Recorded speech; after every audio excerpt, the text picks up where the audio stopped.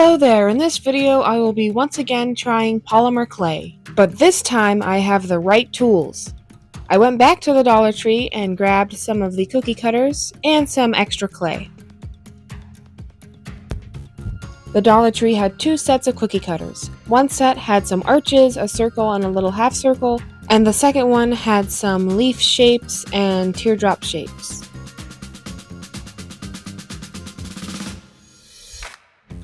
For my first design, I chose to marble together some blues and gray and white.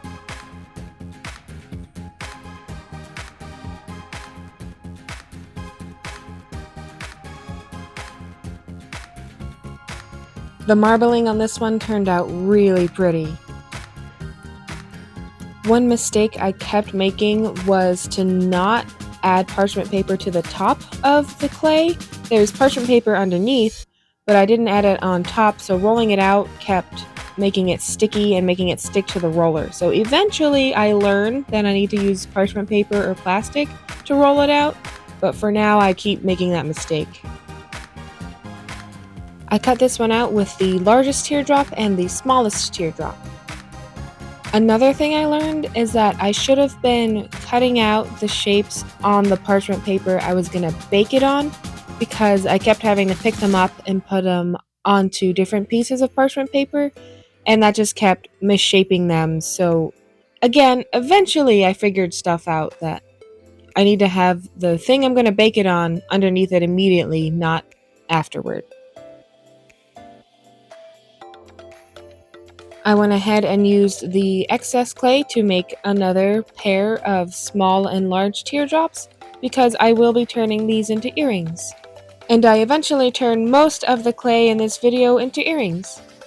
Some tools that I used that were not clay tools were actually these silicone-tipped nail art tools that really helped me lift the clay and indent it and shape it in a really gentle way. Those were also from the Dollar Tree, and I had meant to use them on my nails, but realized they worked great for clay too.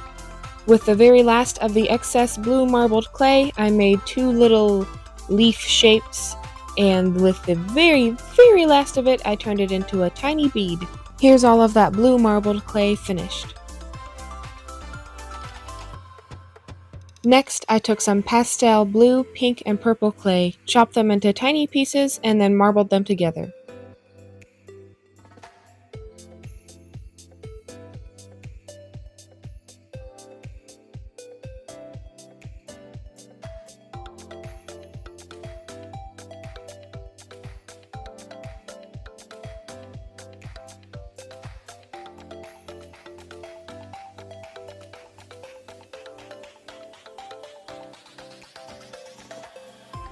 Here's where I finally realized that I should be putting parchment paper on top of it to roll it out. I cut this one out into two arches.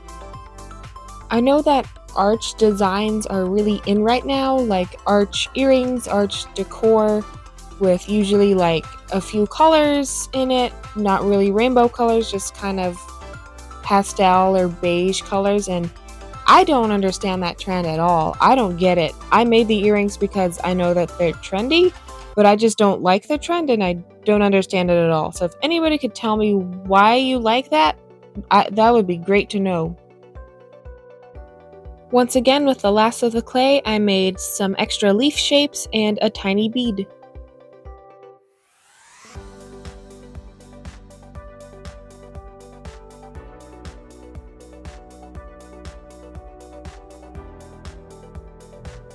Here I'm just poking holes into the tops of the earrings and then adding little grooves to the leaf cutouts.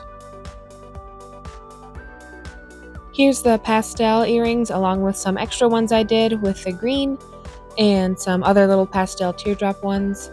And then I baked those alongside the blue ones and varnished most of them with a clear gloss.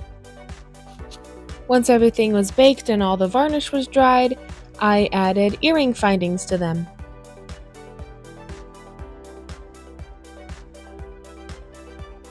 Here's everything all finished, and they are all available on my Etsy shop, Idaho Art and Jewelry. Thank you so much for watching. Bye!